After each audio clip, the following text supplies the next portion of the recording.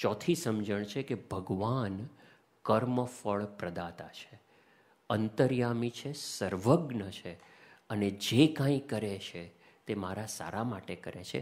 તે seems like overlapping with કરતા હરતા, પણ આ જુદી એટલા માટે લખી છે કારણ કે આમાં એક આ પણ સમજણ આવે ને કે ભાઈ મને દુઃખ આવે છે પણ શૂળીનું દુઃખ કાંટે કાઢે છે, મારા અનંત પૂર્વજન્મનું પાપ ક્ષણમાં કાઢે છે, તો આટલું નાનકડું કાંટા જેટલા દુઃખ માટે હું કમ્પ્લેન ન કરું. તો એ ચોથી સમજણ છે. અને પાંચમી સમજણ છે કે ભગવાનનો મારે દ્રઢ આશરો છે. તે 7 દકાલી જેટલું દુઃખ પડશે તો પણ એમાંથી ભગવાન મને ઉગારશે.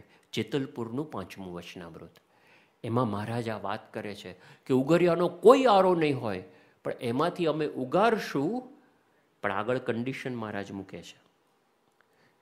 અને આ કેવું છે, નોર્મલી આશરો એટલે ભાઈ અમે તમણા તમે હમણાં, પણ એ બોલી નાખવાથી પતી નથી જતું. મહારાજ જેતલપુરના 5મામાં કન્ડિશન મૂકે છે કે અમે ગમે તેટલું દુઃખ પડશે ને હું ઉગારીશ, જો તમે અમારા ધર્મ નિયમ બહુ કરીને પાળશો તો, નહીં તો અમારે ને તમારે કાંઈ લેણા દેણા નથી. I don't care for you. That's exactly what Shriji Maharaj says. ધર્મ નિયમ પાળશો તો હું બધું કરીશ, નહીં પાળો તો તમે તમારું ભોગવશો. તો આશરો એટલે એમની આજ્ઞા અને ધર્મ નિયમ. તો આ 5 સમજણો ભગવાનની સ્વરૂપ નિષ્ઠામાં આવે છે. નેક્સ્ટ, હવે બીજી જે 2 સમજણ છે, આત્મનિષ્ઠા અને અક્ષર બ્રહ્મનિષ્ઠા. હવે ઘણી વખત આપણને શું થાય છે કે આ સમજણો આવે ને એટલે કે ભાઈ આ બધું મારું કામ નહીં, આ બધું આત્મા છું, હું 3 દેહથી પર છું, 3 ગુણથી પર છું. એ સવારે આપણે બોલી જઈએ પૂજા વખતે, એ બોલીએ તો એ સારું, પણ એમાં કે હું 3 દેહ 3 ગુણ 3 અવસ્થાથી પર આત્મા છું, હું અક્ષર છું, હું બ્રહ્મ છું, પછી પતી ગયું. નેક્સ્ટ, ભાઈ આપણે મહિમાની વાત કરો, તમે અક્ષરધામની વાત કરો. જય જયકાર પ્રમુખ સ્વામીનો, જય જયકાર, જય જયકાર. You know we love that. કેમ? એમાં મારે કંઈ કરવાનું નથી આવતું. અરે આત્મનિષ્ઠામાં બધું મારા પર આવે છે. મારે 3 દેહથી જુદા પડવાની વાત આવે છે, મારે 3 ગુણથી જુદા પડવાની વાત આવે છે. પ્રમુખ સ્વામી, જેમ બાળમુકુંદ સ્વામી કીધું ને, પ્રમુખ સ્વામી નિર્ગુણ, પ્રમુખ સ્વામી અક્ષર બ્રહ્મ, મહંત સ્વામી અક્ષર બ્રહ્મ. પણ એમાં મારે કંઈ પણ આ કર્યા વગર છૂટકો નથી. 3 દેહથી જુદા પડ્યા વગર છૂટકો જ નથી. કારણ કે જ્યાં સુધી એ નહીં કરીએ ને ત્યાં સુધી ખરેખર ભગવાનનો મહિમા સમજાતો જ નથી, એ શબ્દોમાં રહી જાય છે. ખરેખર મહંત સ્વામી મહારાજનો મહિમા સમજાતો જ નથી. અને બહુ એવું અઘરું પણ નથી. એમને પ્રાર્થના કરીને, વિનંતી કરીને કરીએ ને તો આ સમજાય એવું છે. It's not that difficult. અને it is so helpful, really so helpful in understanding, કે જ્યારે બધા વિચારોના વમળો અને પ્રકૃતિને બધું ચાલતું હોય ને ત્યારે ઇટ ઇઝ એક્સ્ટ્રીમલી હેલ્પફુલ. જો સ્થૂળ દેહ નથી એ તો દેખાય જ છે કે ભાઈ હું 5 વર્ષનો હતો, 25 વર્ષનો હતો અને 85 વર્ષનો થવું, એમાં મારા દેહમાં શું સરખું છે? ઇવન સાયન્સ આજે કહે છે કે બાયોલોજિકલી દર 3 કે 4 વર્ષે બધા બોડીના સેલ બદલાઈ જાય છે. અને ફિઝિકલી પણ 5 વર્ષનો અને 85 વર્ષમાં કાંઈ સરખું નથી. તેમ છતાં આપણે એ બધા ફોટા મૂક્યા હોય, વિશે કે આ હું છું. બરાબર? તો વોટ ઇઝ ધેટ હું which has remained constant while I continually age? That whom is Atma, which does not change. તો સ્થૂળ દેહ તો આપણને દેખાય છે કે ભાઈ પડી જાય છે, મરી જાય છે, રાખ થઈ જાય છે, એ દેખાય છે. પણ સૂક્ષ્મ દેહથી જુદો છું એટલે શું? That seems very abstract, very difficult to understand. તો સૂક્ષ્મ દેહ એટલે આપણા મનના વિચારો. અત્યારે જે કંઈ આપણા મનમાં બધું આમ તેમ હખડ ડખડ ફલાણું ઢીકણું ચાલતું હોય એ મનના વિચારો છે. અને એની સાથે આપણી એટલી બધી એકાત્મતા થઈ જાય છે જેને કરીને આપણને દુઃખ થાય છે. દુઃખ વિચારોથી નથી, દુઃખ એ વિચારો સાથે આપણી એકાત્મતાથી છે. સૂક્ષ્મ દેહથી આઈડેન્ટિફાઈ કરીએ છીએ. Again this May sound difficult. I give you a simple example કે ભાઈ મૂવી હોય, ધારો કે કોઈ ફિલ્મ ચાલતી હોય મૂવી થિયેટરમાં, આપણે જઈએ ફિલ્મ જોવા માટે, બરાબર. અત્યારે ઇન્ડિયામાં બાહુબલી નામનું મૂવી આવ્યું છે, માંથી ઘણા, બાહુબલી પાર્ટ 2, અને વોટ્સએપ ઉપર પાર્ટ 1 થયું ને ત્યારથી એના જોક્સ, અરે જોક્સ શું બધું પેલું ચાલે છે કે શું થયું ને કેવી રીતે થયું, બરાબર. એ મૂવી આવ્યું છે અને it has broken all records. મને શું છે ખબર નથી, પણ all records are broken by that movie. હવે ધારો કે એ મૂવી જોવા માટે આપણે જઈએ, બરાબર. અને મને યાદ છે, અમે જ્યારે પહેલાં મૂવી જોતા હતા મારા બેન સાથે કે બીજા બધા સાથે, હું મૂવી જોવા માટે આપણે જઈએ, તો મૂવી જોવા જઈએ તો આપણને ખબર છે, બધાને ખબર છે, મને ખબર છે, મારા બેનને પણ ખબર છે કે આ થિયેટર છે, સામે વ્હાઇટ દિવાલ છે, પડદો છે, પાછળ પ્રોજેક્ટર છે, એ પ્રોજેક્ટરમાંથી અહીંયા પ્રોજેક્ટ થાય છે, બસ. All of us we know this. તેમ છતાં મૂવીમાં જે પેલું સીન ચાલે અને પેલા હિરોઈનને કંઈક દુઃખ આવે કે પેલો છોડીને જતો રહે ને આમ કરુણ દ્રશ્ય આખું હોય અને કરુણ મ્યુઝિક વાગતું હોય અને મારી બેનની આંખમાંથી દડ દડ દડ દડ આંસુ પડે, રડવા જ. મેં કીધું કેમ રડો છો? અરે જોને પેલી બિચારીને કેટલું દુઃખ પડે છે. મેં કીધું પેલી બિચારી 5 કરોડ લઈને જલસા કરે છે, આ તો એક્ટિંગ કરે છે, પેલી બિચારીને કાંઈ દુઃખ નથી. પણ કે ના જોને એને આમ થયું ને તેમ થયું ને ફલાણું થયું. Even though we know કે all this is a projection, why do we feel pain? And her pain was real. It was not એને એટલું બધું પેઇન થયું કે આંખમાંથી આંસુ પડી ગયા. The pain is real. So is pain there in our thoughts? Or is pain there in what we are seeing? રડવું કેમ આવે છે આપણને? રડવું એટલા માટે આવે છે કે એ વાર્તામાં આપણે એટલા બધા એકરૂપ થઈ જઈએ છીએ. We engross ourselves so much in that story. એ મ્યુઝિક, એ ડાયલોગ્સ, એ આખું દ્રશ્ય, એ આખું acting, we become so engrossed, we become one, we identify ourselves with that girl who is going through pain. એટલે મને રડવું આવે છે. જો ઇફ આઈ ડોન્ટ આઈડેન્ટિફાય, તો ધારો કે બાજુમાં જ બીજા બેન બેઠા હોય અને એને ડ્રેસમાં રસ હોય તો કે આનો ડ્રેસ બહુ સરસ છે, ક્યાંથી લાવી હશે, અને ઘરેણાં બહુ સરસ છે, એને કંઈ રડવું નથી આવતું. ત્રીજો કોઈ ફિલ્મ મેકિંગનો માણસ બેઠો હોય તો એને એમ લાગે કે oh my good, look at the lighting, આ લાઇટિંગ કેવી રીતે કરી, કેમેરાની મૂવમેન્ટ કેવી રીતે કરી, ડોલી ક્યાંથી લીધી હશે, આમાં શું. 5 માણસો એક જ દ્રશ્ય જુએ છે, 5 જુદા વિચારો છે, અને એ 5માંથી દુઃખ એને થાય છે કે જે એની સાથે આઈડેન્ટિફાઈ કરે છે. Exactly in the same way મારા મનમાં જે વિચારોની પરંપરા ચાલે છે ને, ઘણી વખત there is an uninterrupted thought, a train of thoughts.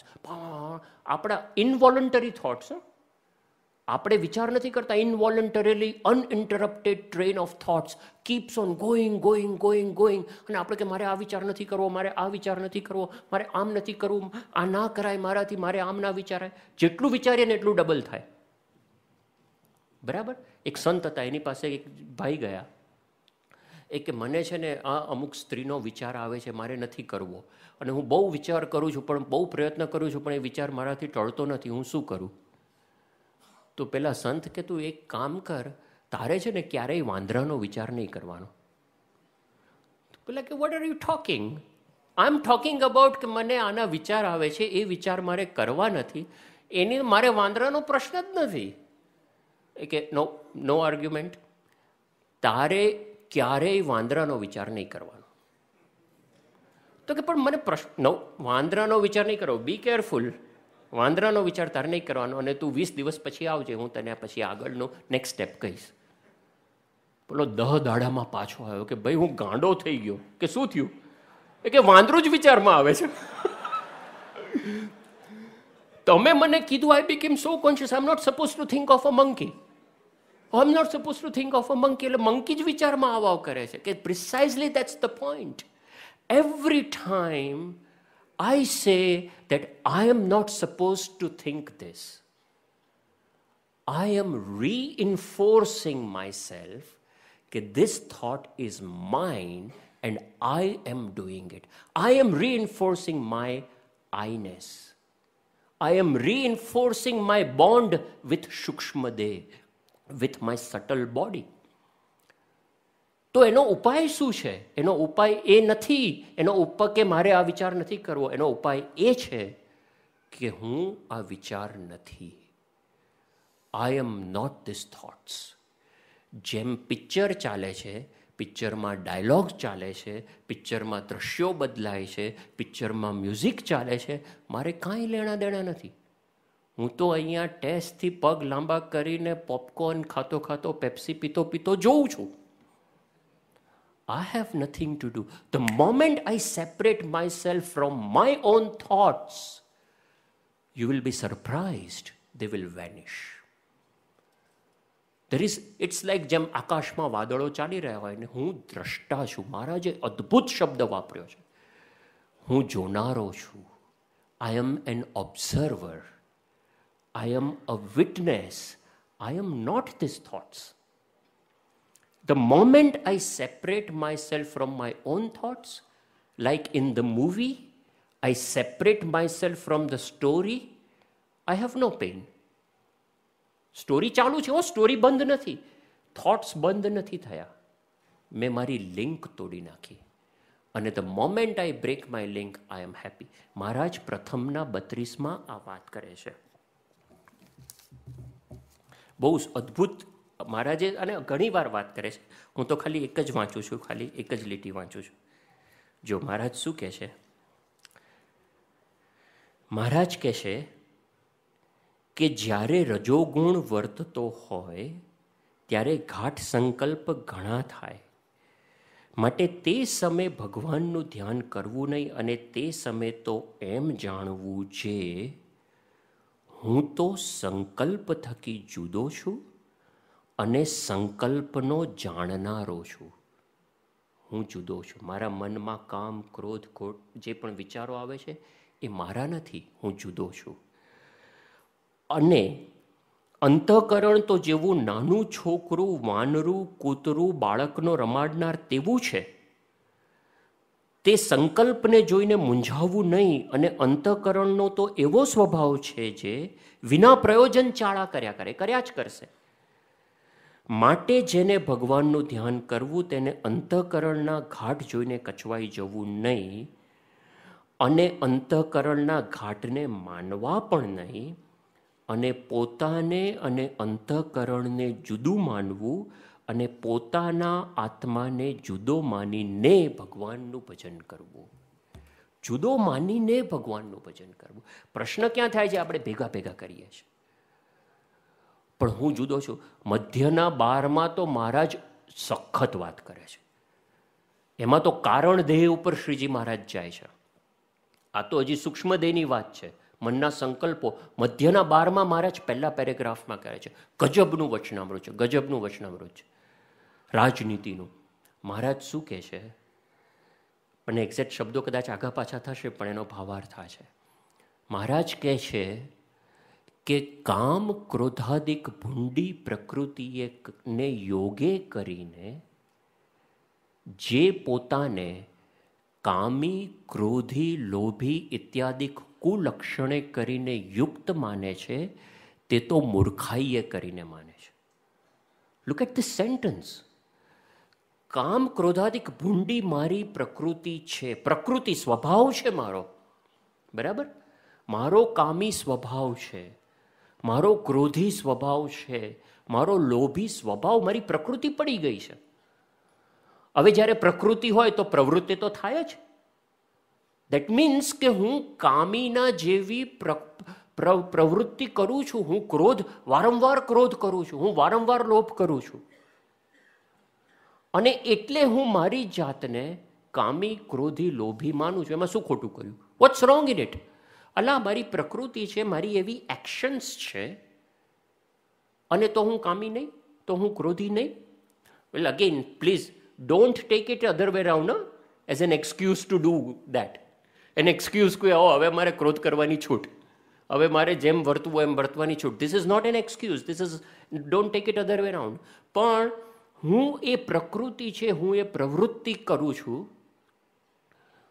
અને એને યોગે કરીને હું કામી ક્રોધી માનું છું, તો મહારાજ કહે છે કે હું મૂર્ખ છું. અરે હું કરું છું ને. પછી શ્રીજી મહારાજ આગળ કહે છે, કારણ કે જીવને વિશે તો એ એકે કુલક્ષણ છે જ નહીં. એ તો જીવે મૂર્ખાઈએ કરીને પોતાને વિશે માની લીધા છે. આવું મહારાજ કેટલા વચનામૃતમાં કહે છે. એક નહીં, કેટલા વચનામૃતમાં કહે છે. પ્રથમના 20માં તો મહારાજ કહે છે, અજ્ઞાનીમાં અજ્ઞાની, ઘેલામાં ઘેલો, નીચમાં નીચ, મૂર્ખમાં મૂર્ખ. આનાથી વધારે શું કે મહારાજ? આ લિટરલી એમના મનમાં તો છે ને ગાળો આવતી હશે, પણ આ છે ને બહુ કન્ટેન્ટ કરી અને કે આરા તું મૂર્ખ ડફોડ, તને શું કહેવું, આમ પેલું આમ એ થઈ જાય ને, નીચમાં નીચ ને મૂર્ખમાં મૂર્ખ. તો કહેવાની વાત શું છે કે હું સ્થૂળ દેહ એટલે કે આ બોડી, સૂક્ષ્મ દેહ એટલે કે મારા વિચારો, અને કારણ દેહ એટલે કે મારા સ્વભાવ પ્રકૃતિથી હું જુદો છું. હું અક્ષર છું, હું બ્રહ્મ છું, હું ગુણાતીત છું. યોગી મહારાજે યોગી ગીતામાં આ લખ્યું છે કે દરરોજ સવારે એવો વિચાર કરવો કે હું પ્રત્યક્ષ બ્રહ્મ સ્વરૂપ છું. જો તાત્વિક રીતે આપણે કોઈ નથી, કોઈ સત્પુરુષના રોલમાં ના આવી જાય પાછા. હું હોઉં તો હોઉંની વાત નથી. આ આપણે સામાન્ય જીવ જ છીએ અને આ અક્ષર બ્રહ્મ છે. તાત્વિક રીતે નથી, પણ ગુણની રીતે તો હું અક્ષર બ્રહ્મ જ છું. પ્રમુખ સ્વામી મહારાજ એકવાર અમદાવાદ હતા અને બધા સંતો માંદા હતા, એટલે બધા સંતો છે ને બધું જાત જાતના પ્રોગ્રામ ચાલતા હતા. તો એમાં એક પ્રોગ્રામ શીઘ્ર વક્તૃત્વ, like on the spot elocution કે શું કહેવાય ઇંગ્લિશમાં, જે કહેવાય, પણ શીઘ્ર વક્તૃત્વ એવું. એટલે શું, એક પોટ હતો, એમાં બધી ચિઠ્ઠીઓ મૂકેલી. સંત આવે, ચિઠ્ઠી ઉપાડે, જે શબ્દ અંદર લખ્યો કે જે ટોપિક લખ્યો ને તાત્કાલિક એના ઉપર બોલવાનું. એટલે એ બોલવાનું બધું બધા સંતો બોલતા હતા, બાપા બેઠા હતા. એ વખતે એમાં બ્રહ્મપ્રકાશ સ્વામી, આપમાંથી ઘણા ઓળખતા હશો, જેમણે સૌથી ઉપરાંત સંવાદો બધા લખ્યા છે, આ યજ્ઞપુરુષ સુખકારીને, સંત પરમિતકારીને, બહુ very expert in on the spot બધી ગમ્મત ને બાપા સાથે બહુ કરે. એમણે ચિઠ્ઠી ઉપાડી, વિષય આવ્યો હું, આઈ, ઓનલી વન વર્ડ, આઈ. અને અરે હું પર તમારે શું બોલવાનું, તાત્કાલિક બોલવાનું, બાપા સામે જુએ જ છે તમારી, શું બોલો છો. યુ હેવ ટુ આમ ધાણી ફૂટે એમ બોલવાનું તમારે શરૂ કરવાનું. એટલે આપણે બોલવાનું શરૂ કર્યું કે ભાઈ આ હું છે, એના જ બધા આખી દુનિયામાં પ્રશ્નો છે, અને આમ જે હું એટલે અહમ ને હું એટલે મમત્વ ને હું એટલે એમાંથી જ હુંસાતુસી થાય છે, એમાંથી જ ઈર્ષ્યા આવે છે, એમાંથી જ દેખાદેખી થાય છે. અને પેલું હું એટલે નહીં, અમારે કવિતા આવતી હતી કે કબૂતરોનું ઘૂ ઘૂ ઘૂ ને માનવ કરતો હું. બહુ સરસ કવિતા હતી. એ વખતે તો કવિતા પણ એટલી પાવરફુલ હતી.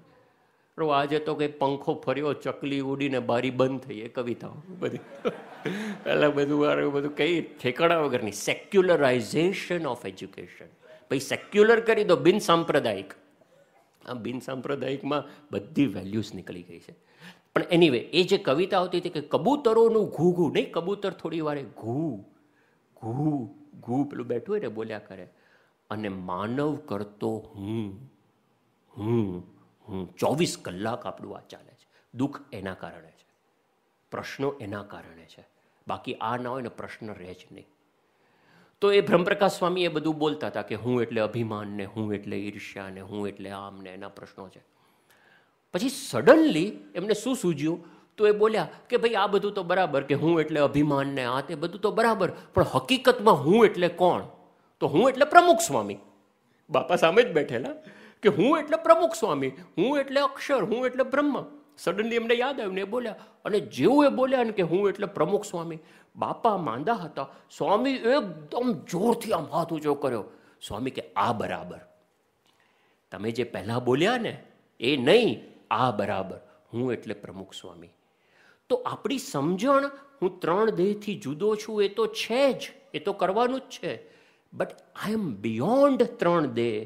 હું પ્રમુખ સ્વામી છું એનો અર્થ એ કે હું એમના જેવો સુખીઓ છું, હું એમના જેવો નિર્દોષ છું, હું પ્રમુખ સ્વામી મહંત સ્વામી મહારાજ જેવો નિષ્કામી, નિર્લોભી, નિસ્વાદી, નિસ્નેહી, નિર્માની છું. ધીસ ઇઝ વોટ ઇન્ડીડ આઈ એમ. આ તો મૂર્ખાઈએ કરીને હું મારી જાતને કામી માનું છું. It is not to achieve. નિષ્કામીપણું અચીવ નથી કરવાનું. નિષ્કામી હું છું એ રિયલાઇઝ કરવાનું છે. It is to be revealed and not achieved. આ બધું થોડુંક આપણને અઘરું લાગે, પણ આ કર્યા સિવાય છૂટકો નથી. ગુણાતીતાનંદ સ્વામીએ પેલા 5 વચનામૃત વંચાવ્યા. પ્રથમનું 23, મધ્ય 30-45, અમદાવાદનું બીજું ને ત્રીજું જાગા ભક્ત પાસે વાંચ્યા. ફરી બેઠા થઈ ગયા કે ફરી વાંચો. આ 5માં આ જ વાત આવે છે. અને ગુણાતીતાનંદ સ્વામી શું બોલ્યા કે આ વચનામૃત સાંભળતા એમ જણાણું જે આપણે તો આ કર્યા સિવાય છૂટકો નથી, પણ નાના મોટા ભગવાન હોય, આચાર્ય હોય, ભગવાનનો પુત્ર હોય, ઈશ્વર હોય, એને પણ કોટિકલ્પ સુધી આ કર્યા સિવાય છૂટકો નથી. કારણ કે આ મહારાજનો મત છે, આ એમના હૃદયનો અભિપ્રાય છે, આ એમનો સિદ્ધાંત છે. એટલે આ બધું આપણને અઘરું લાગે એવું નથી. એમને પ્રાર્થના કરી અને આપણે મંડીએ તો એ આપણને એવી બુદ્ધિ, યોગ અને એવી શક્તિ આપે કે જેનાથી આપણે કરી શકીએ. તો આ જે આખી બીજી સમજણ છે, આપણે બહુ હવે ફાસ્ટ બાકીની લઈ લઈએ. It's already 7:35. I am sorry. Next સમજણ તો આત્મનિષ્ઠા અને અક્ષર બ્રહ્મનિષ્ઠા. અને નેક્સ્ટ સાંખ્ય વિચાર, નાશવંતપણાનો વિચાર કે જેટલા ભગવાન અને સંત વિના જેટલા પણ દુનિયાની સત્તા, સંપત્તિ, પદાર્થો છે એ વિઘ્નરૂપ છે. અને આ બધું મૂકીને એક દિવસ મરી જવાનું છે, તો પછી એનો હરખ શોક શા માટે? સાંખ્ય વિચાર. શિવલાલ શેઠનું આપણે વાત સાંભળી છે. સવારના પોરમાં બધાને લાઇનસર ગોઠવી દેવાના. ઘરમાં જેટલા છે એ બધાને લાઇનસર ગોઠવી અને આગ ચાંપવાની.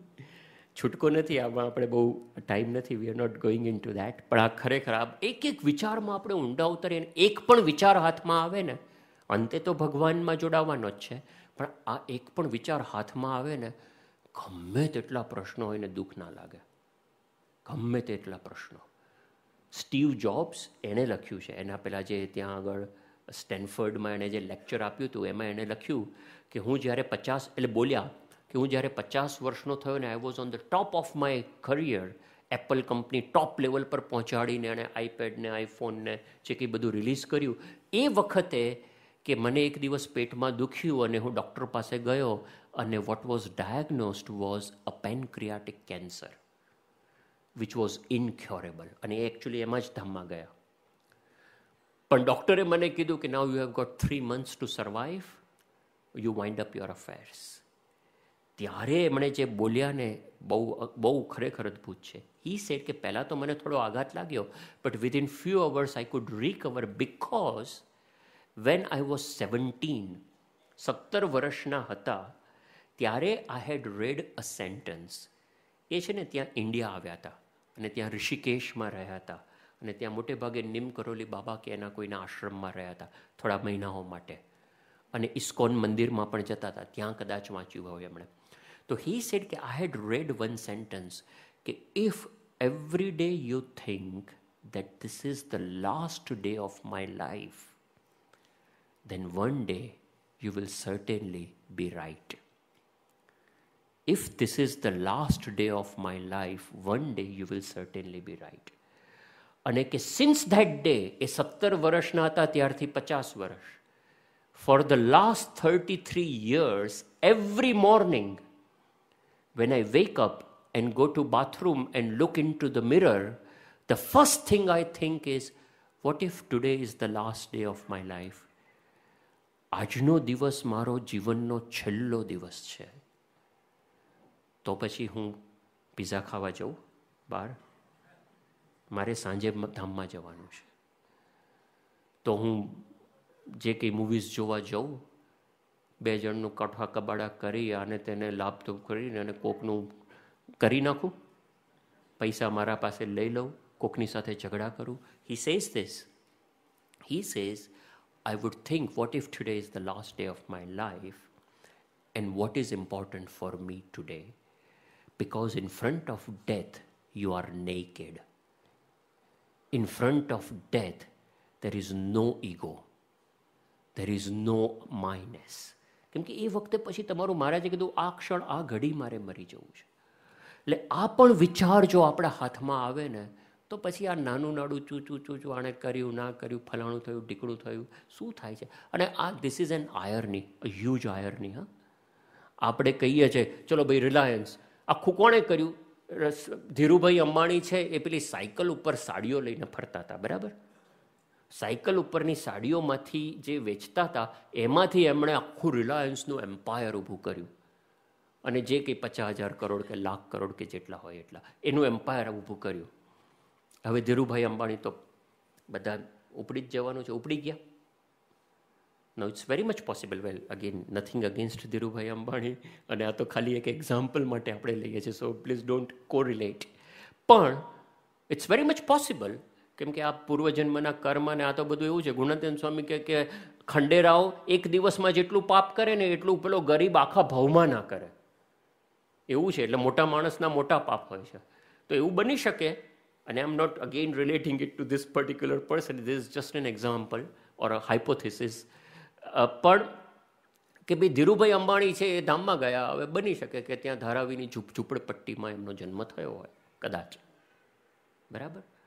હવે ત્યાં બાંદ્રા કુર્લા કોમ્પ્લેક્સ ઉપર કે ત્યાં નરીમન પોઈન્ટ ઉપર રિલાયન્સની મોટી ઓફિસ, કેટલાય માળ ઊંચી ઓફિસ, ત્યાં બહાર દરવાજો ઊભો હોય અને આ નાનકડો છોકરો નાગડો પુગડો અડધી ચડ્ડી પહેરેલો નાકમાંથી સેડા નીકળેલો નીકળતા હોય, અને આ બાજુ મુકેશ અંબાણીની ગાડી આમથી નીકળે અને પેલો ચોકીદાર કહે અબે લડકે એક બાજુ બીચ મેં મત માલુમ નહીં શેઠ આ રહે.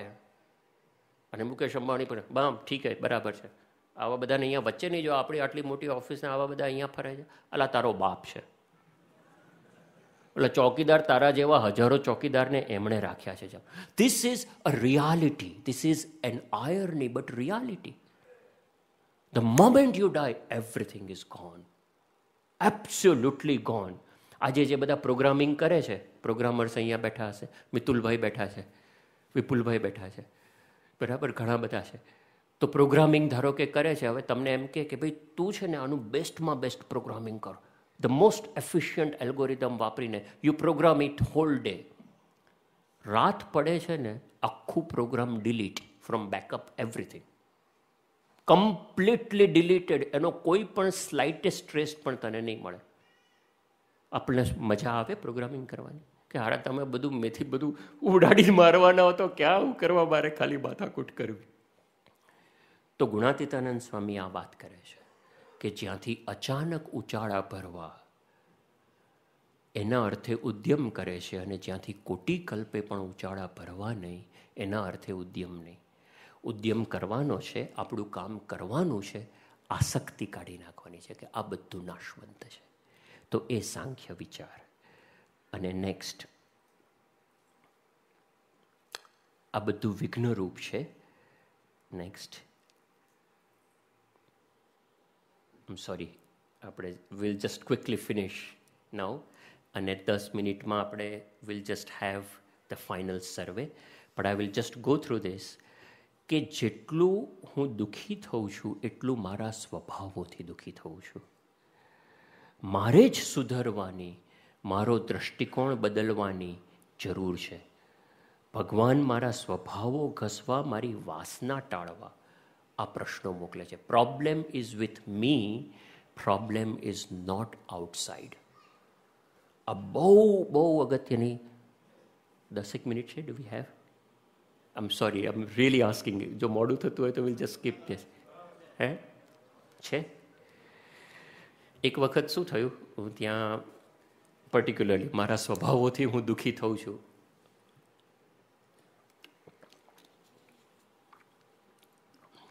હું જ્યારે પિલાનીમાં ભણતો હતો કોલેજમાં, ત્યારે the first year was very difficult for me. એમ કે મારે તો જવું જ નહોતું પિલાની ભણવા માટે. બાપાએ મા પરાણે મને ધક્કો માર્યો. યજ્ઞવલ્લભ સ્વામી છે ને એ પિલાનીમાંથી ભણેલા છે, એટલે એ મને લઈ ગયા બાપા પાસે. અને મેં કીધું બાપા મારે વિદ્યાનગર છાત્રાલયમાં ભણવું છે, કે પિલાની ભણવાનું છે. કેમ કે મને શું હતું કે પિલાની રણની વચ્ચે અમદાવાદથી તમે નીકળો તો 20 કલાકે પહોંચો, અને કોઈ સત્સંગનો યોગ નહીં, કશું જ નહીં, અને ત્યાં જઈને આવું આપણે કરવાનું. એટલે વિદ્યાનગર તો છાત્રાલયમાં કેટલું સારું બધો યોગ ને આ ને તે ને તમે રહેલા છો. એટલે તો બાપા કે ના તારે પિલાની ભણવા જવાનું છે. મેં કીધું સ્વામી વિદ્યાનગર બહુ સારું, ત્યાં સંતોનો યોગ. હું બાપાને કહું કે સંતોનો યોગ આમ તેમ. તો કે હવે ડાયો ના હતા, તને કીધું ને એકવાર જા પિલાની ભણવા માટે. તો કે આખા ગુજરાતમાં નથી ભણવાનું, ત્યાં જ જવાનું છે. એટલે મહાપરાણે એક તો પિલાની મોકલ્યો. હવે જેવો ગયો ને એવો પ્રશ્ન શું થયો મારા માટે, કેમ કે હું ભણ્યો તો ગુજરાતી મીડિયમમાં 12મા ધોરણ સુધી, અને અહીંયા પિલાનીમાં સીધું ઇંગ્લિશ મીડિયમમાં બધું શરૂ થયું. અને એમાં પણ બીજો વધારે પ્રશ્ન શું હતો, મારી આજુબાજુ વી હેડ અબાઉટ ગુજરાતના 26 સ્ટેટ્સ હોય તો એના ટોપ 10 તમે ગણો તો 260 થાય. એમાંથી 150 were there in my batch with me. અને એ વખતે ગુજરાતનું બોર્ડનું લેવલ લોઅર લેવલ ગણાતું હતું in compared to central board or other states. એટલે ભણવામાં પણ આપણું ઓછું, અને આ બધા તો ફાંકડું ઇંગ્લિશ બોલે, બધું દૂન સ્કૂલમાંથી આવેલા અને સેન્ટ પોલ સ્કૂલ ને બધા ટોપ નોચ સ્કૂલમાંથી આવેલા, ફાંકડું ઇંગ્લિશ બોલે ને એની વચ્ચે હું સીધો ગુજરાતી મીડિયમમાંથી ગયેલો. I was really into absolute inferiority complex. Because હું કાંઈ પણ બોલું ને એની મજાક થાય. એક વખત હું કંઈ ક્લાસમાં ગયો હતો ને પછી એ ક્લાસમાં I could not attend a class. એટલે પછી મેં પેલા જે મારો ફ્રેન્ડ હતો એને મેં કીધું કે can you please give me your note, I was not there in the class. એમ તો કે વિચ નોટ? મેં કીધું you must have taken this note ને whatever the professor told. એ કે oh you mean notes? Oh okay, you mean notes, the class notes? મેં કીધું હા હા નોટ્સ. હવે મને તો ખબર જ નહીં, તમને આપણે ગુજરાતમાં છે ને બધા નોટ બોલે, અલા તારી નોટ આપને. તો હું ત્યાં જઈને કહું તો પેલો કે ઓ નોટ્સ યુ મીન, અચ્છા અચ્છા no problem, I will give you notes. પણ as it happens in any college, this spread campus wide viral. કે ભાઈ ઓ કલ્પેશને તમે મળો ને he speaks like this note. અને નોટ એટલે તો ગાંઠ થાય પેલું, બરાબર ને? તો પછી બધા જે ઇવન અમારા ક્લાસમાં પણ બીજા જે છોકરીઓ હતી કે Kalpesh how sweet of you, would you like to tie a knot with me? Okay, it has spread like this. It was insult and humiliation at every other step. અને ક્લાસમાંય મને સમજાય નહીં કશું, કારણ કે પેલા બોલે કે acceleration is equal to velocity divided by time ને ફલાણું ટીકડું ને. હવે ભાઈ એક્સેલરેશન શું? અમારે આઈને ડિક્શનરીમાં જોવું પડે પછી ખબર, કેમ કે અમે ગુજરાતીમાં ભણ્યા હતા પ્રવેગ એટલે વેગ અપોન સમય. હવે વેગ એટલે વેલોસિટી અને પ્રવેગ એટલે એક્સેલરેશન, ધેટ આઈ ડિડન્ટ નો. અને ત્યાં જેવું તમે જાઓ તો ત્રીજા કે ચોથા વીકથી તો એક્ઝામ શરૂ થઈ જાય. એટલે there was huge pressure from every side. આપણે એમાં ખરેખર સત્સંગ કામ લાગ્યો, કેમ કે મેં I presented this problem to doctor Swami. મેં કીધું સ્વામી આવું થયું છે મને સમજ. ડૉક્ટર સ્વામી કે આપણે સહેજે ગભરાવાનું નહીં, એ કે આપણે જે આપણી મજાક કરે ને એને જ કહેવાનું કે ભાઈ મારે આ પ્રશ્ન છે, અમારે સુધરવું છે, પ્રશ્ન મારામાં છે, કે એમાં શું વાંધો છે. અને એમની પ્રેરણાથી I went to the same students કે who ridiculed me the most, who humiliated me the most. કે ભાઈ જો હું ગુજરાતી મીડિયમમાં ભણ્યો છું, 12મા ધોરણ સુધી આમાં ભણ્યો છું, I have not focused on English at all because I didn't like studying languages. I was always interested in math and science. અને આમ એ ગુજરાતમાં છે ને આપણે એના પેલા ટકા ગણાય નહીં ને એટલે you never pay attention. 50 mark આવી ગયા એટલે બહુ થઈ ગયું. એટલે એમાં મેં કીધું તો એ સેમ સ્ટુડન્ટ્સ કે who were from Delhi's modern school, saint Columbus school, દાર્જિલિંગની સેન્ટ પોલ સ્કૂલ, જે મેક્સિમમ મજાક કરતા હતા, એની પાસે હું ગયો અને મેં કીધું ભાઈ આવું છે અને I really want to learn English, can you please help me. આખો સિનારીઓ બદલાઈ ગયો. આજે ડૉક્ટર સ્વામી ઉપાય આપ્યો, આખો સિનારીઓ બદલાઈ ગયો. ધોઝ કે જે મારી મેક્સિમમ મજાક કરતા હતા, they are today my best friends. હમણાં જ હું સેન હોઝે હતો તો સ્પેશિયલી એ લોકોએ ગેધરિંગ કર્યું અને તે સેડ એ જ લોકો શીખવાડે કે ના કલ્પેશ આમ નહીં આમ થાય, આમ નહીં આમ થાય. ઇફ આઈ એક્સેપ્ટ કે મારો પ્રશ્ન છે, નહીતર નોર્મલી શું થાય છે, મારી સાથે આવા બીજા ઘણા બધા હતા જે લોકો કોઈ મરાઠી એટલે મહારાષ્ટ્રમાંથી આવેલા હોય, બિહારમાંથી આવેલા હોય, આમ brilliant but they have studied in their local vernacular languages. તો આ બધા શું કરે, નોર્મલી આવામાં એમનું ગ્રુપ થઈ જાય અને પછી સામે આ ગ્રુપવાળાને આમ ને પેલા ગ્રુપવાળાને આ બધી હોશિયારીઓ મારે છે ને લેંચું મારે છે ને આમને આવા બધા શબ્દો વપરાય, બરાબર. અને you make your own click, you make your own group and you feel comfortable in that group. But satsang teaches us to go out and learn from others. મારી ભૂલ છે, પ્રશ્ન મારા ઈગોનો છે. અને પછી નેક્સ્ટ સેમિસ્ટરમાં શું થયું કે એક વર્ષ તો આવી રીતે બધું ચાલ્યું અને પછી ધીમે ધીમે કરતાં મને થોડું કરતાં ડિક્શનરી જોતાં એમ કરતાં ઇંગ્લિશ એટલે ટેકનિકલ શબ્દો, આમ પેલું એકચ્યુઅલ ઇંગ્લિશ તો હજી નથી આવડતું પણ ટેકનિકલ જે પેલું છે એવું થોડું આવડવા માંડ્યું. સો in the second year then I thought, okay, now, since I understand this completely or properly, now in this semester I want to make 10 out of 10. એટલે કે અહીંયા જે ગ્રેડ પોઈન્ટ એવરેજ હોય છે અહીંયા 4 out of 4 હોય છે, but in short if you make all A grades then you score 10 out of 10. અને વી હેડ ગોટ 7 સબ્જેક્ટ્સ, 7 સબ્જેક્ટ હતા અમારે. એટલે મેં પૂજામાં એક નાનકડું કાર્ડ બનાવ્યું અને એમાં લખ્યું કે મારે મહારાજ અને સ્વામીનું બળ લઈને કેવળ એમને જ રાજી કરવા માટે, પ્રમુખ સ્વામી મહારાજને જ રાજી કરવા માટે 7 વિષયમાં A ગ્રેડ બનાવવો છે ને I want to make 10 out of 10. So what I wrote was એમનું બળ અને એમને રાજી કરવા માટે. This is what I wrote. પૂજામાં મૂક્યું, રોજ પ્રાર્થના કરતો હતો, રોજ બને એટલી મારાથી બને એટલી મેક્સિમમ મહેનત કરતો હતો.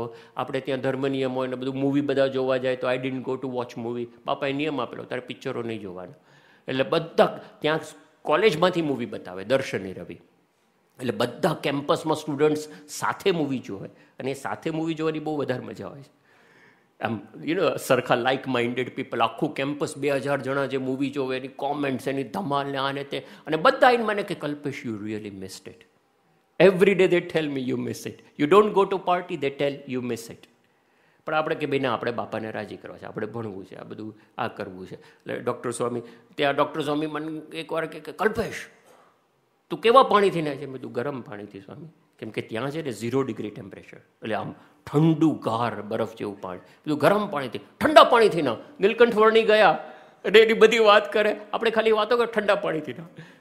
એટલે મેં કીધું સારું ચલો, તો ઠંડા પાણીથી નાહવાનું શરૂ કર્યું. તો પછી 2-3 મહિના પછી ગયો, પાછું પૂછ્યું કેવા પાણીથી નાય છે? મેં કીધું સ્વામી ઠંડા પાણીથી. આમ તો કે બરફ ઘસાવે.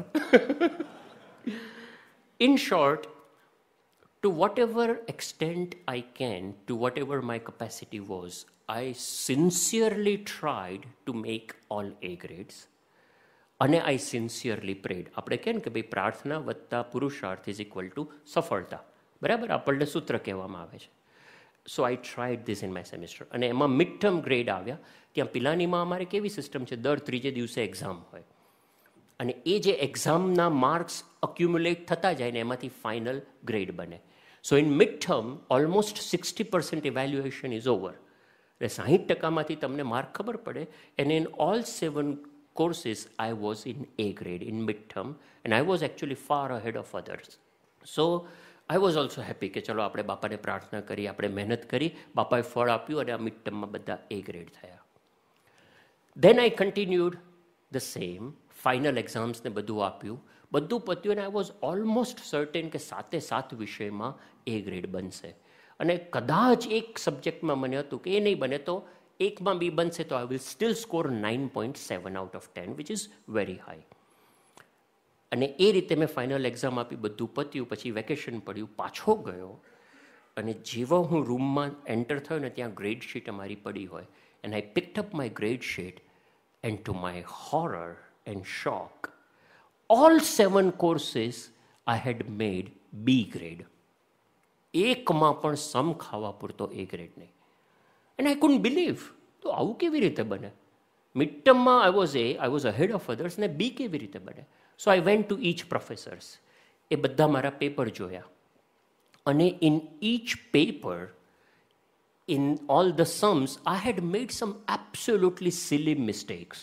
Like, 3 pi r square plus 2 pi r square આ બાજુથી આવતું હોય, બીજી બાજુથી આવતું હોય, 7-8 પાનાનો જવાબ ચાલે, અને finally I would write 4 pi r square. Now that's stupid. It's 5. 3 plus 2 is equal to 5. એ કંઈ તમારે એ વખતે પણ તો માર્ક કપાય એનો. એવી રીતે in each subject I had done some silly mistakes only in the final paper, જેના કારણે I lost marks here and there. અને શું થયું કે ધારો કે કોર્સમાં એ ગ્રેડ કેવી રીતે નક્કી થાય? They do an average, class average, અને એના આધારે એ ગ્રેડ નક્કી થાય કે ભાઈ 87 એન્ડ અબોવ ઇઝ એ. તો મારા એમાં 86.5 હોય. બીજા સબ્જેક્ટમાં લેટ અસ સે 67 and above is A grade, તો મારા 66.5 હોય, અને દે ડોન્ટ ઇનપુટ અનધર 5.5.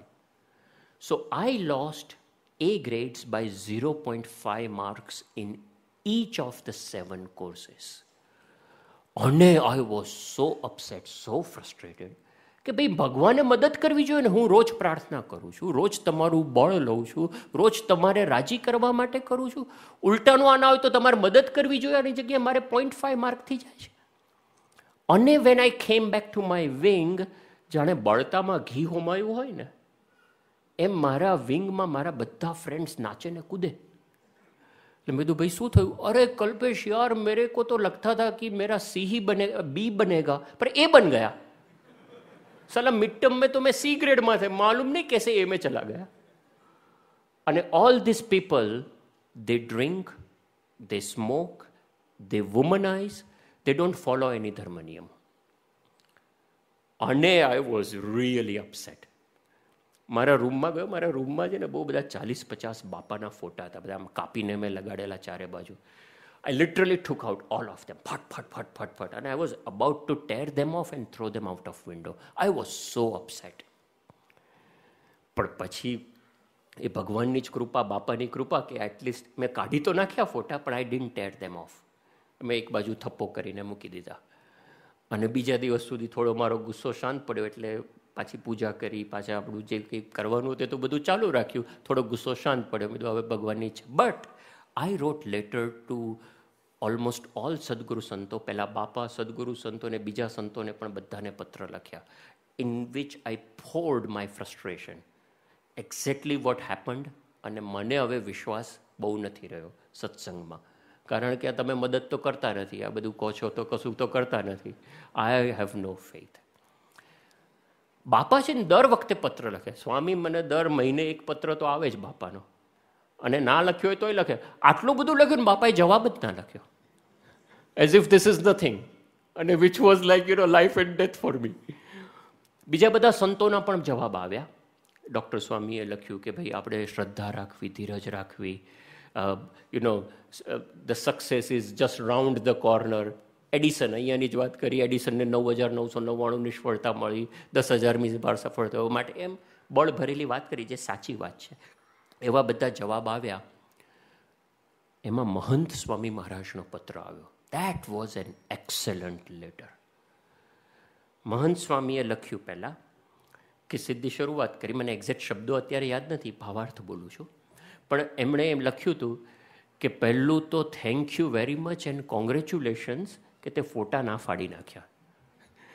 એ કે બહુ કૃપા કરી અમારા ઉપર કે ફોટા ના ફાડી નાખ્યા અને પૂજા કરવાનું ચાલુ રાખ્યું, સત્સંગના નિયમ ધર્મ પાળવાનું ચાલુ રાખ્યું, એ બદલ તારો ખૂબ ખૂબ આભાર. But than very next sentence he says કે જે તને આટલું બધું દુઃખ થયું છે ને, એ દુઃખ સત્સંગમાં કેમ ભગવાને મદદ ના કરી, કે એનું દુઃખ નથી, આ દુઃખ તારા અભિમાનનું છે. It is your ego that has been severely hurt. તે ભલે એમ લખ્યું અને તે પૂજામાં કાર્ડ રાખ્યું છે કે મારે સ્વામી બાપાને રાજી કરવા માટે 10 out of 10 કરવા છે, એ ભલે લખ્યું, તું ભલે એમ જ માનતો હોય, but that is not the case. ઊંડે ઊંડે અંતરમાં એવી ઈચ્છા હોય છે કે if I make 10 out of 10, આખા કેમ્પસમાં કે જ્યાં આટલા બ્રિલિયન્ટ બધા છોકરાઓ ભણે છે, જે કેમ્પસમાં મારી આટલી મજાક ઉડાવાયેલી, જે કેમ્પસમાં બધા મારી મશ્કરી કરતા હતા, એ કેમ્પસમાં I establish myself as a 10 pointer. આવા વિચારો ખરેખર મારા મનમાં બાહ્ય રીતે નહોતા. પણ મહંત સ્વામીએ શું લખ્યું? એમણે બહુ સરસ લખ્યું એ કે આ પ્રસંગથી આપણે એ શીખવાનું કે આખા જીવનમાં ક્યારેય કોઈ પણ જગ્યાએ મને સહેજ પણ દુઃખ થાય તો it is my ego that is hurt and the problem is not outside. પ્રશ્ન મારો છે. અને એમણે જે લખ્યું એ બહુ પછી મેં કીધું હા વાત સાચી છે. ભલે મને બાહ્ય રીતે in my conscious my I did not have this thought, subconsciously મારા ઈગો, ભલે હું પાછું બહાર શું લખું છું કે મારે બાપાને રાજી કરવા છે, એમનું બળ. મોહન સ્વામી લખ્યું એ સ્વામી કે જો ખરેખર તારા અંતરમાં ભાવના હોત કે કેવળ પ્રમુખ સ્વામીને રાજી કરવા છે તો એ તો રાજી થયા જ છે. એ તો અતિશય રાજી છે કે ભાઈ ચલો તે મહેનત કરી, તે ધર્મ નિયમ પાળ્યા, આ કર્યું, તે કર્યું. That is not the final aim of you. Your final aim is the result. All our actions are result oriented actions. અને સત્સંગમાં પણ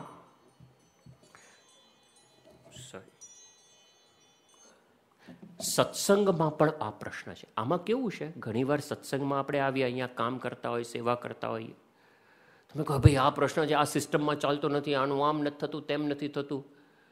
વી always blame others, V always blame the system. પણ એવું નથી.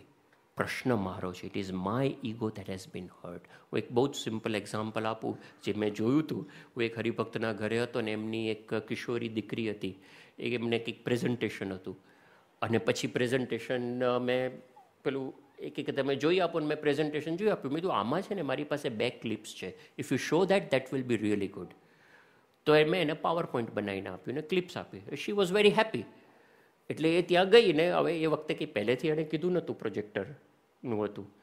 એટલે એણે પેલાને કીધું, પેલા કે હા વાંધો નહીં, હજી તો આપણે ધારો કે સભાને વાર છે ને તમે લઈ લે પ્રોજેક્ટર ગોઠવી દીધું એમની સભામાં. આ તો એણે મને પાછી આવી પછી એણે પ્રસંગ કીધો. પ્રોજેક્ટર ગોઠવી દીધું સભામાં અને પછી કંઈક મેઇન સભામાં એ પ્રોજેક્ટર જોઈતું હશે. એ વખતે આવા ફિક્સ્ડ પ્રોજેક્ટર્સ નહોતા. તો એ વખતે જોઈતું હશે તો એ પેલો આવ્યો કે ભાઈ તમે મને પૂછ્યા વગર કેમ કર્યું. અને જે ધમાલ થઈ ગઈ. અને પેલા સોરી કીધું, આમ કીધું, તેમ કીધું કે હવે ભાઈ નવો રૂલ બનાવો અને નવું એક ઈમેલ કરો, સ્ટ્રક્ચર બનાવો કે એવી પ્રોજેક્શન કોર્ડિનેટર. આનો પ્રોજેક્શન કોર્ડિનેટર ભદ્રેશ સ્વામી છે ને એમ કહેતા કે હું આરતી કરતો હતો, મેં આરતી માગી કે ભાઈ મને આરતી આપ. તો કે ઉભા રહો સ્વામી, હું આરતી કોર્ડિનેટરને બોલાવી આપું. અલા કે પણ આ સામે આરતી પડી છે. તો કે ના સ્વામી એવું નહીં અડું, એ આરતી કોર્ડિનેટર લઈને આપશે. અલા પણ લાય હું લઈ લઉં. તો કે ના સ્વામી ઉભા રહો, આરતી કોર્ડિનેટર. પછી આરતી કોર્ડિનેટરને બોલાવી આવ્યા, આરતી આપી. પછી એ આરતી આપીને પછી ભદ્રેશ સ્વામી કે અલા ભાઈ હવે બાકસ કોર્ડિનેટરને ના બોલાવીશ, બાકસ આપી દે મને. દિવેટ કોર્ડિનેટરને ના બોલાવીશ તું. તો પ્રશ્ન કોર્ડિનેશનનો નથી. આ કોર્ડિનેટર રાખવાના, સ્ટ્રક્ચર રાખવાનું. પ્રશ્ન ક્યાં છે કે ભાઈ તમે મને પૂછ્યા વગર પ્રોજેક્ટર અડ્યા કેમ? It is causing problems. આ સિસ્ટમ ફ્લોપ ગઈ. તમે મને પૂછ્યા વગર અહીંયા મારે મેઇન પ્રોજેક્ટરમાં, અહીંયા મેઇન સભામાં મારે લઈ જવાનું તો હું આવ્યો, પ્રોજેક્ટર અહીંયા છે નહીં, દેખાતું નથી, આ છે તે છે. તમે મને પૂછીને લેજો પેલા કે ભાઈ મેં તમને મેસેજ કર્યો, મેં તમને ફોન કર્યો, અમેરિકાની સ્ટાન્ડર્ડ સિસ્ટમ પ્રમાણે ફોન વોઇસમેલમાં ગયો, તમે મને જવાબ ના આપ્યો. હવે હું શું કરું? અમારે સભા આવીને ઊભી રહી ગઈ છે. ના ચાલે ફલાણું. હવે તમે જુઓ, હા એ વસ્તુ બરાબર, પ્રોજેક્ટર ન લેવું જોઈએ એ વાત સાચી. ઈગો ના હોય ને, પ્રશ્ન ત્યાં નથી કે કેમ પ્રશ્ન મને પૂછ્યા વગર પ્રોજેક્ટર લીધું કેમ. અને વોટ વી પ્રેઝન્ટ ઇઝ કે એના કારણે આમ થાય છે, એના કારણે આમ. હવે એની જગ્યાએ કે ભાઈ હું આવું, પ્રોજેક્ટર નથી, મને ખબર છે આ મંદિરમાં કેટલા રૂમ છે, 5 રૂમ છે, 8 રૂમ છે, 8માંથી કોઈ એક રૂમમાં છે, ફટાફટ ચેક. ત્યાં જઈને ઓ બેન સર વાંધો નહીં, તમારે પ્રોજેક્ટર કેટલો ટાઈમ જોઈએ છે? તો કે અમારે આટલો ટાઈમ જોઈએ છે, મોટે ભાગે તો મેઇન સભા પહેલાં પતી જાય. હા વાંધો નહીં, ચલો હું નીચે ગોઠવી દઈશ, 2 મિનિટમાં પતી ગયું. ઘર હોય ને તો that is how we do.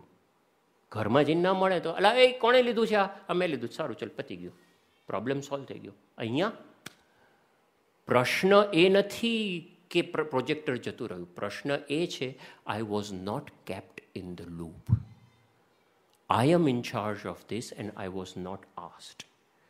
Again this is not to encourage કે પૂછ્યા વગર લેવું, પૂછીને જ લેવું જોઈએ. પણ જો મારો ઈગો ન હોય તો હું પ્રેમથી એને કરી અને પછી હું કહું કે બેટા હવે તારે પ્રોજેક્ટર જોઈતું હોય નેક્સ્ટ ટાઈમ તો તું મને કહી દેજે, કદાચ હું ફોન ન પડે તો તું આને કહી દેજે, તો તરત વાતનું સમાધાન આવી જાય છે. જેટલા પ્રશ્નો આપણા છે એ મારા ઈગોના કારણે છે. It is my I-ness and my mineness that is causing problem. That is what Mahant Swami રોટ. એમણે મધ્યનું 41મું વચનામૃત લખ્યું કે ભક્તિ પણ માને કરીને જેમાં માન મળે છે ને એ જ ભક્તિ કરવી ગમે છે, બાકી ભક્તિ પણ કરવી ગમતી નથી આપણને. અને એમણે છેલ્લે જે એમણે લખ્યું ને, ઇટ ઇઝ લાઈક અ બ્રહ્મ વાક્ય. હી સેડ, એ લેટરમાં એમણે લખ્યું એ કે આ તો ભણવાનું તો આ તો એક નિમિત્ત છે. આખી દુનિયામાં, ઘરમાં, કુટુંબમાં, સત્સંગમાં, જોબમાં જ્યારે પણ પ્રશ્ન થાય ને, સમજજે કે તારું માન ગવાય છે ને એટલે તને દુઃખ. દુઃખ ઇઝ ઇક્વલ ટુ મારું માન ગવાય છે, પ્રશ્ન બહાર નથી. જો એ દ્રષ્ટિ આપણને ખુલે ને તો બધા પ્રશ્નોનું સોલ્યુશન આવી જાય છે. તો એ અંતરદ્રષ્ટિ. બાપાને હું પછી મળ્યો ને અને મેં કીધું, બાપા તમે મેં પેલો લેટર લખ્યો, તમે એનો જવાબ ના લખ્યો, દર વખતે આમ તો લખતા હો છો. તે સ્વામી એટલું બધું હશે ને, આમ બાપાનું પેટ ખડખડાટ હશે. સ્વામી કે એમાં હું લાઈક હી વોઝ લાઈક. અને પછી છે ને બાપાએ મારું માથું દબાવીને આમ ગુંબો મારે ને, આમ ધબ્બો નોર્મલી મારે, આમ ગુંબો જોરથી માર્યો, લાઈક કે બસ બોળ આપ્યું.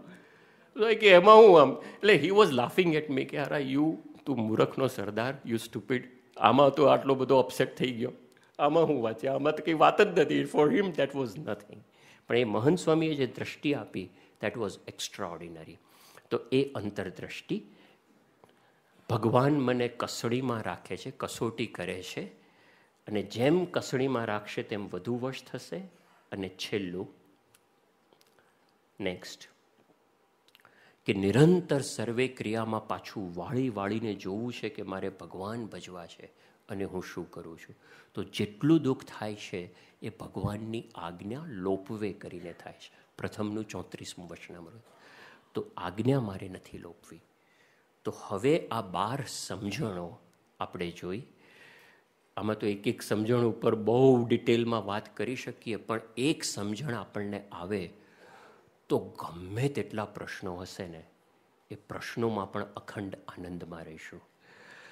તો ખાસ આજે આપ બધા માટે ખૂબ ખૂબ પ્રાર્થના કે ખરેખર ભલે આપણે આ સમજણની વાત કરી, પણ પહેલાં તો આપ બધાના પ્રશ્નો, ખરેખર બધા પ્રશ્નોનું સમાધાન થાય, તને મને ધને બધા ખૂબ સુખી થાય. પણ એની સાથે સાથે ગમે તેટલા તને મને ધને સુખી થઈશું, that is not end of it. આ સમજણ આપણામાં આવે, આ સત્પુરુષ જેવા ગુણો, એમની સમજણ આપણામાં આવે અને એમના રૂપ થઈ, અક્ષર રૂપ અને બ્રહ્મરૂપ થઈ, આપણે બધા જ છતી દેહે આને આ દેહે કરીને પરમ સુખિયા થઈ જઈએ. એમની જેમ અખંડ આનંદમાં રહીએ, અખંડ કેફમાં રહીએ, એ જ પ્રાર્થના. શ્રી સ્વામિનારાયણ ભગવાનની જય.